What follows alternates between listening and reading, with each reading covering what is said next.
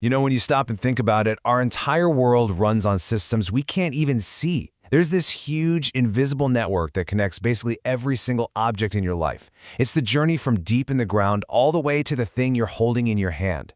Today, we're going to make that network visible.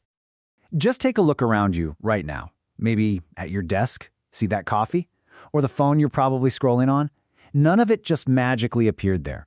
Every single one of those things is the final destination of this epic, globe-spanning journey, and it's all powered by that network we were just talking about.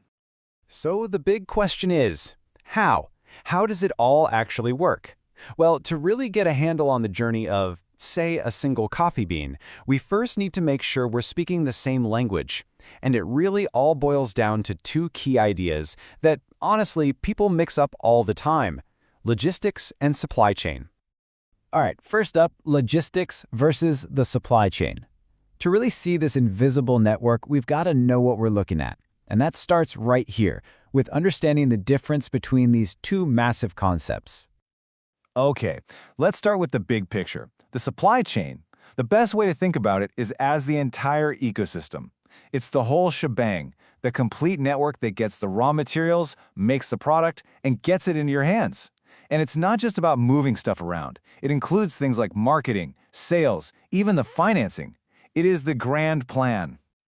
So if the supply chain is that grand plan, then logistics is where the action happens. It's all about the physical stuff, the moving and storing of things. We're talking about the trucks, the ships, the warehouses, the forklifts, everything that physically gets an item from point A to point B inside that bigger supply chain. It's an absolutely crucial piece for sure, but it's still just one piece of a much larger puzzle. Here's a really easy way to remember it. Imagine the supply chain is an entire football team's playbook. It's the strategy, the coaching staff, the front office, all of it. Well, logistics is the actual game being played on the field. It's the players running the plays, moving the ball down the field and trying to score. And in this case, scoring a touchdown means getting that product to you. Okay, so now we kind of get how a product makes its way to us. But here's where it gets really interesting. That journey, it's not always a one-way trip. Sometimes it's a two-way street. This is the classic path we all know, right? It's called forward logistics. Raw materials get pulled from the earth, they get manufactured into something, shipped out to a warehouse, and eventually they land on our doorstep. It's a pretty straightforward line from the factory to your house. But what if that's not the end of the story? I mean, what happens when you return that shirt that didn't fit, or when your phone needs to get repaired? That's when the whole journey suddenly reverses course. This is called reverse logistics, and believe me, it is a huge, huge part of our economy, especially now with all the online shopping we do. It's the entire process of moving goods backward, from you, the customer, all the way back to the seller or the manufacturer. We see it all the time with product returns, getting something fixed, or even with recycling programs that give an old item a whole new life. You want to see a perfect real-world example? Look no further than Nespresso's recycling program. When you send back your used coffee pods, you're actually kicking off this massive reverse logistics operation. There's a whole system designed just to collect those little pods, ship them back to a facility, and recycle that aluminum into something totally new. It really proves a crucial point. Just because you're done using a product doesn't mean its story is over. And this whole idea that a product's journey doesn't have to have a final dead end, it actually leads to an even bigger concept, one that could change our entire relationship with the stuff we own. Come on, be honest. Does this look familiar? We all have one of these, right? The dreaded junk drawer. That tangled mess of old chargers, phones from 5 years ago, and all sorts of forgotten gadgets. It's basically a technology graveyard. And for a really long time, in our traditional way of doing things, this drawer, or let's be real, the local landfill, was the final chapter for all of these products. End of story. This old model has a name. It's called a linear economy, and it's exactly what it sounds like, a straight line. We take resources from the planet, we make stuff out of them, and then, when we're done with it, we dispose of it. We throw it away. It's simple, sure, but it's incredibly wasteful.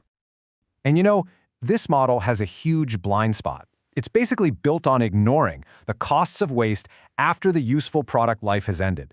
The whole point is to just sell as many new products as possible, with almost zero thought about what happens to them when we're finished with them. But here's where a totally new idea comes into play. What if we stopped looking at that drawer full of old electronics as a graveyard and started seeing it as a gold mine, a treasure trove of resources just waiting to be used again? And that is the whole vision behind something called the circular economy.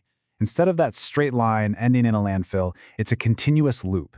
It's a world where materials are constantly being reused, recycled, and regenerated.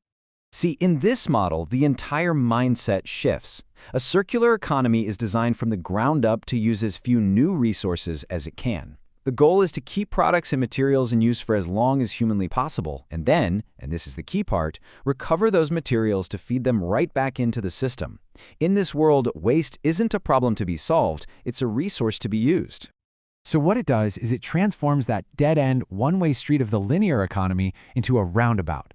Products and materials can get off at their exit, sure, but they can also just loop right back around to start a new journey, over and over and over again. Which brings us right back to where we started, that simple cup of coffee. Now you know about the incredible, invisible network that brought it to you. But the real question, the one that matters now, is what happens next? Is it just headed for a landfill, the end of a long, straight road? Or is it part of a circular system, ready to be recycled and begin its journey all over again? The answer to that question is literally reshaping the world around us as we speak.